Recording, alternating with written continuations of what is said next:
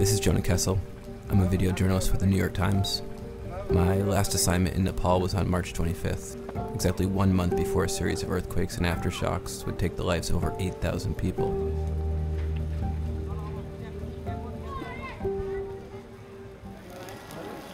On May 17th, nearly a month after, I returned to Nepal.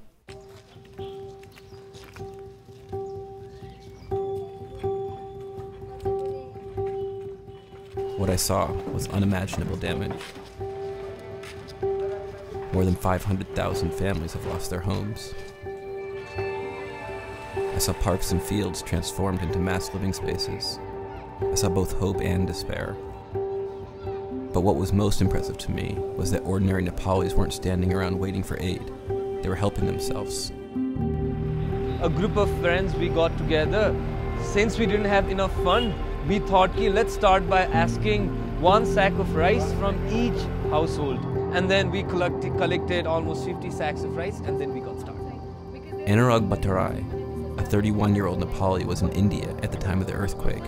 But upon hearing the news, he immediately returned home to Kathmandu to help. And what started as a sack of rice quickly grew. Then it got a momentum, and then we started $5, $10 by a drop and drop. Then we could collect enough fund, and now we are at least on an initial phase to start a school. Anurag brought me to Sindhu Paltruk district, about 6 hours outside of the Kathmandu Valley. The further we drove from the city, the greater the devastation seemed to get. There used to be 10 schools in this village. Now, there are none. हामीले target हामीले हेरिरहेको उमेरको group चाहिँ 5 देखि 10 वर्षको group हो, किनभने कक्षा 1 देखि 5 मा पढ्ने एभरेजमा त्यो एजको मान्छेहरु हुन्छ हैन. When I met Anurag, he didn't even have a website, but they had managed to find funding from India, the United States, and Singapore, and a plan is being put into place to get children back in school.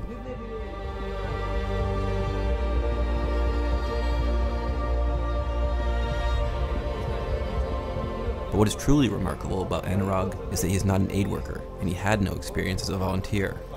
But most importantly, he's not the only one. Youth all around the country have taken actions like this, and they're making a difference one community at a time.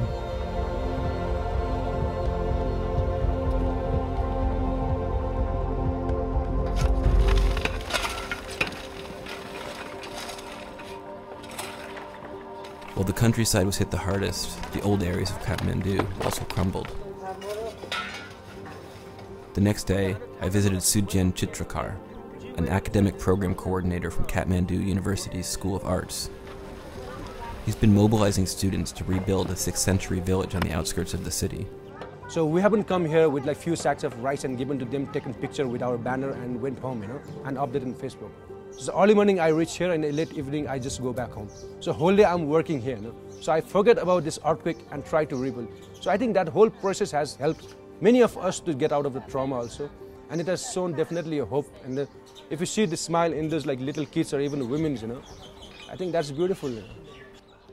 Where bureaucracy got in the way of government and international NGOs, these ordinary people simply started helping. And they've been here every single day for a month straight. In this one village, more than 500 people now have roofs over their heads as the monsoon season approaches.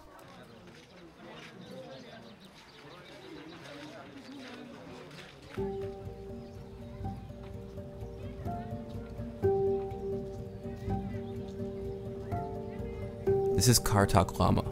She is from Longtong village, a community of about 700 people located at an elevation of 11,000 feet. हामीले त्यस्तो सोच्न सकेन. हाम्रो मान्छेले 177 जनाको मान्छे हाम्रो त्यहाँको स्थानीय नै गुमाए. अब त्यसमा कस्तो हामीलाई दुःख लाग्यो. मेरो आफ्नै दिदी गुमाए, मेरो हजुरबा हैन हजुरआमा, काका काकी, फुपू, दिदीहरु.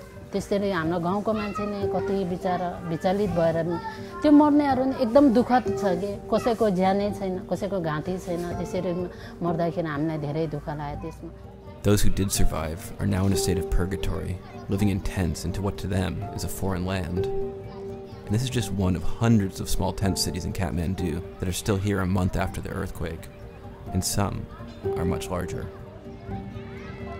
त अब शरणार्थी जस्तो भइसक्यो हामी यसरी मागेर बस्नुपर्ने स्थिति थिएन पहिला यसरी आज यस्तो हुन्छ भनेर हामीले सोचेको पनि छैन नि त अब नर्मल अब अहिले के नर्मल भन्ने तपाईँ हामीलाई बस्नको लागि बास छैन घर छैन हाम्रो माथि त हाम्रो घर छन् सबै थोक थियो नि While the earthquake has physically torn the country apart, the ongoing relief effort is helping to bring the country's people back together.